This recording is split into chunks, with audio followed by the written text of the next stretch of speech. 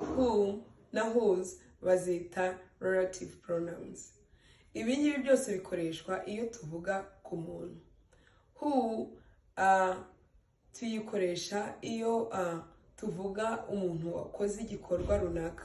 Urugero, kandi bigomba kuba bifitanye isano, ni ukuvuga ngo ifatanya interuro ebyiri, bigomba kuba bifitanye isano. Urugero, nkeneye umuntu unyigisha icyongereza. Iyi sentence, umuntu unyigisha icyongereza, iyo impamvu nyishira ni uko mvuze umuntu. Mvuze ikintu ngo nkeneye ikintu, unyigisha icyongereza, nta meaning byaba bifite. Iyo rero niyo who. Mu cyongereza nzavuga ngo I need a person who can teach me English. I need a person who can teach me English. Whom ni uwo nyiri igikorwa gikorerwaho.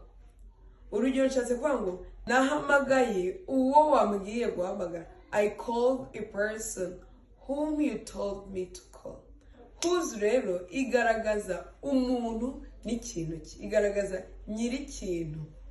Ni ukuvuga ngo umuntu agomba kuba hari n'ikintu cye gihari.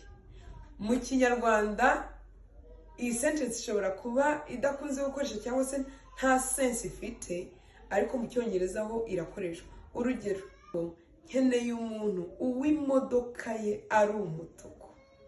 Urumva mu Kinyarwanda urumva nta sense bifite, biragoye kuba wabikoresha, ariko mu Cyongereza ni ukuvuga ngo icyo ukwiye gufata ni uko ivuga ku muntu n'icyo afite.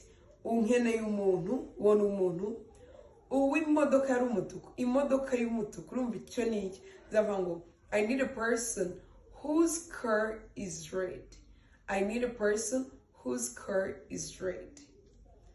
Nahuye n'umugore uwo nyina ari mu bitaro. I met a woman whose mother is in the hospital.